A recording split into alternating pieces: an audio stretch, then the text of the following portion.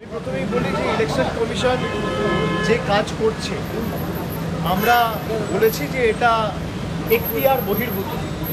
Election কমিশনের ক্ষমতা বা ইলেকশন কমিশনের দায়িত্ব তখনই হয় যখন আদর্শ আচরণবিধি ঘোষণা হয়।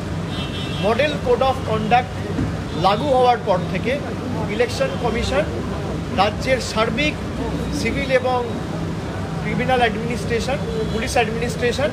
নিজের হাতে নিয়ে, স্টেট মেশিনারি নিজের হাতে নিয়ে তাদের মতো চালায়, যাতে নির্বাচনটা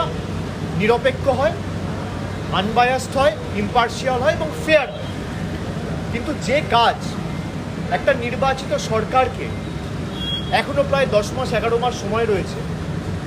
এবং প্রায় 3 মাস 4 মাস আগে থেকে শুরু হয়েছে, 1-1.5 বছর আগে থেকে সরকারকে কাজ করতে না দেবে বলে এবং নির্দিষ্ট যে বিজেপি ক্ষমতায় রয়েছে সেই বিজেপিকে বাড়তি সুযোগ করে দেবে বলে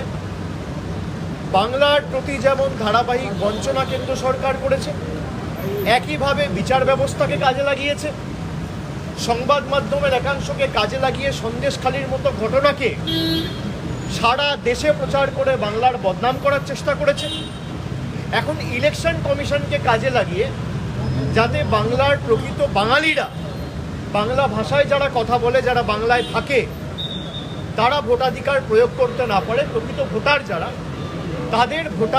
ভোটের অধিকার কেড়ে নেওয়ার জন্য ইলেকশন কমিশন নির্লজ্জ ভূমিকায় নেমেছে। ইলেকশন কমিশনের এটা এখতিয়ার এখন নয়, তারা রাজ্য সরকারকে জানাতে পারে কি করবে কি না করবে। একটা ইলেক্টেড গভর্নমেন্ট, যে গভর্নমেন্টকে বাংলার 12 কোটি মানুষ ভোটাধিকার প্রয়োগ করে 2021 সালে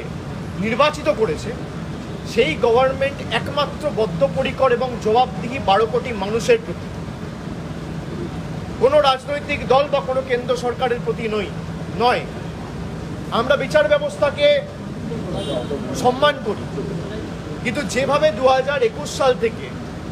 আজকে 4 বছরের মধ্যে প্রায় 50টার বেশি সিবিআই তদন্ত কলকাতার হাইকোর্টের বিভিন্ন বেঞ্চ থেকে কেন্দ্রীয় সরকার প্রভাব খাটিয়ে বাংলাকে ছোট করার জন্য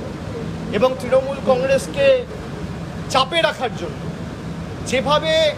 হেনস্থা করেছে বাংলার মানুষ দেখেছে। এমনকি গত বছর এই সময় আরজি কর নিয়ে যেভাবে রাজ্য সরকারকে আক্রমণ করা হয়েছে, যেভাবে বদনাম করা হয়েছে, যেভাবে সারা ভারতবর্ষ জুড়ে দুর্নাম ছড়িয়ে দেওয়া হয়েছে, পরবর্তীকালে সিবিআই তদন্ত ভার গ্রহণ করার পরে যে কাজ কলকাতা পুলিশ 24 ঘন্টায় করেছে, তার বাইরে সিবিআই আজকে 1 বছর হয়ে গেল কিছু করতে পারেনি। আমি আগেও বলেছি, আবার বলছি, যে যারা বাংলাকে ছোট করছে নিজেদের রাজনৈতিক স্বার্থ চরিতার্থ করতে, তারা বিগত দিনেও জবাব পেয়েছে, আগামী দিনেও তারা শিক্ষা পাবে।